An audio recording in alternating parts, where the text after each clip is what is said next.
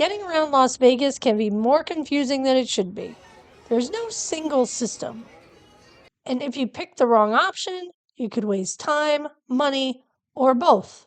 In this video, we're trying every major way to get around Vegas, from Ubers and taxis to underground Teslas, free trams, and even a driverless vehicle. And we're breaking down exactly what you should use and when. Here's the first thing you need to know. There isn't one great way to get around all of Las Vegas. You're probably going to be mixing and matching some of these transportation options during your trip, depending on your schedule, how much time you have, and what your budget is. So let's start with the most common option, Uber and Lyft. Most of us who travel have used these, and in Las Vegas, it's no different. You can use them to get all around town. You definitely should check both Uber and Lyft because the pricing can vary pretty significantly, even at the exact same time. When coming from the airport in particular, taxis in Las Vegas actually have flat rates if you're going from the airport to a hotel on the Strip. And depending on what zone that is, that can range between $21 and $29. I'll put a link right here so you can check the most recent flat rate fares for your trip so that you have something to compare it to when you land in Vegas to see if a taxi is actually more cost efficient than an Uber or Lyft when you arrive.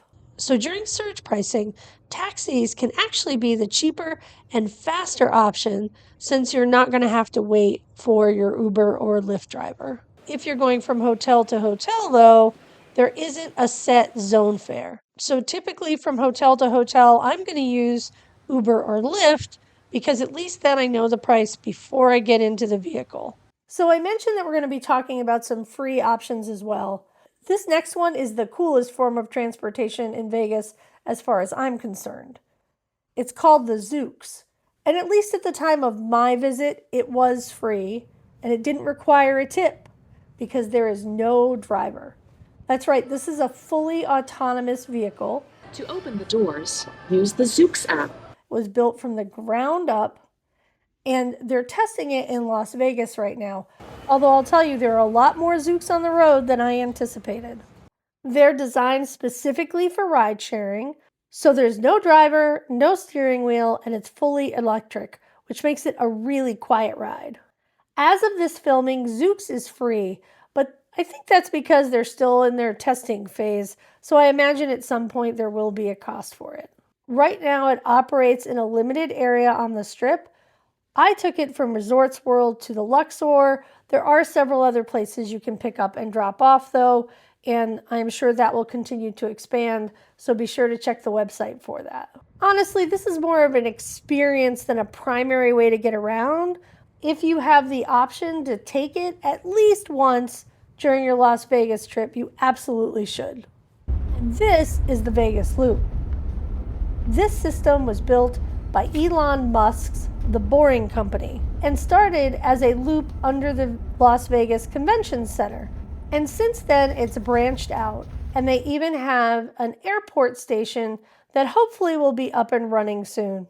Rides do typically start about $5, but in my case, I went from the Fontainebleau to Resorts World, and it was completely free. I did tip the driver, though, because unlike the Zoox, this does have a driver. It's definitely one of the fastest rides in Vegas, if it goes where you need. Okay, we're about halfway through our list, but I'd like to take just a minute to ask you to like, share, and hype this video if you've gotten something useful out of it. By doing that, you let us and YouTube know that we're putting out content that's useful or entertaining, and it helps get the word out. And of course, if you haven't subscribed already, be sure to subscribe to the Vets on Vacay community and click that bell so you know when we put out more videos like this. All right, now back to the list. If you're trying to save money, the Deuce Bus is your best option. The Deuce is a public bus that goes up and down the Strip. For the 3-day, the 24-hour, and even the 2-hour pass, you can purchase those on the Ride RTC app, which is what I recommend, the Transit app, or the Uber app. You can also buy those tickets at ticket vending machines, which are at most of the bus stops along the route. You can buy the 2-hour and 24-hour passes on the Deuce Bus, but you'll have to do that with exact change. You cannot do that for the 3-day pass. If you want to buy just a single ride, it's $4, but typically I don't recommend it. Usually the 24-hour or 3-day pass is where you get the most value. And it is one of the transportation methods I actually recommend. Yes, it's a city bus and it goes on the surface streets. But you can't beat the pricing for 3 days, and there are quite a few stops both going northbound and southbound. The Deuce runs 24/7 and arrives about every 10 to 15 minutes. On the overnight, 1 a.m. to 7 a.m., it runs about 20 minutes apart.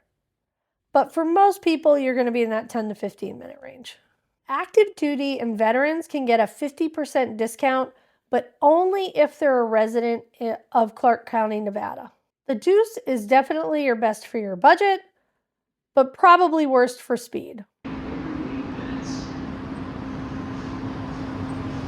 So the Las Vegas Monorail has been around since 2004. It runs the east side of the strip with several stops. Just be aware that there's a bit of a walk from the hotel or casino to the station. So you'll still get plenty of chances to get your steps in. If you're going to use the monorail, just be sure to buy your ticket online. And there were several reminders about that as I was approaching the monorail. It was super easy to buy the ticket, and then you just have to scan it at the fare gate.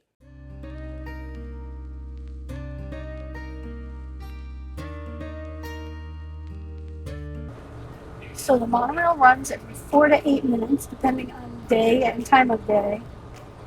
But even at 8 minutes, it still makes it one of the quickest ways to get around the strip. Now let's talk about a great option on the west side of the strip, and that's the trams. There's the Aria tram that takes you from the Park MGM to Aria and then the Bellagio. And it runs every few minutes. There's another free tram that takes you from Mandalay Bay to Luxor and Excalibur. I didn't ride this one, but they function essentially the same. And they're a great way to save some steps, and it doesn't cost you a thing. Now, if you're staying downtown, there's also something called the Downtown Loop. It's a shuttle that hits Fremont Street and goes around some of the area attractions. It goes all the way to the Stratosphere on the strip. If you were at Fremont Street and wanted to go back to the main part of the strip, you could take the Downtown Loop to the Stratosphere, and then from the Stratosphere, get onto the Deuce Bus.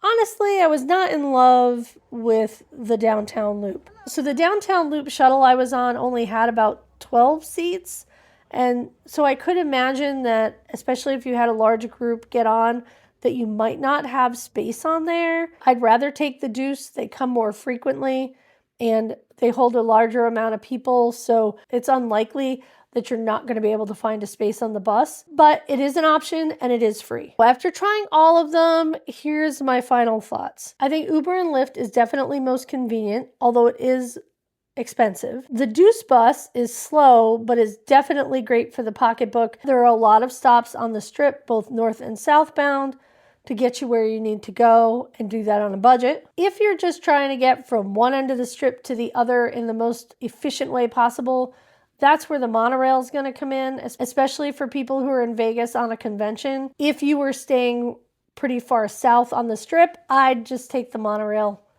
to the Las Vegas Convention Center. The Zoox and Vegas Loop were definitely the coolest transportation options I had, and both were free or low cost. I would definitely recommend you do them just to do them, but they're not a great source of transportation for everything because their pickup and drop-off points are limited. The Downtown Loop is an option if your destinations are in the downtown area. Honestly, for me, I would just do the Deuce Bus. I don't think I would do the Downtown Loop again. But depending on where you're staying and what your itinerary is, it might be something that works for you. Thanks for sticking around, and we hope you got something useful out of this video. For now, this is Kathy from Vets on Vacay. We'll see you in the next one.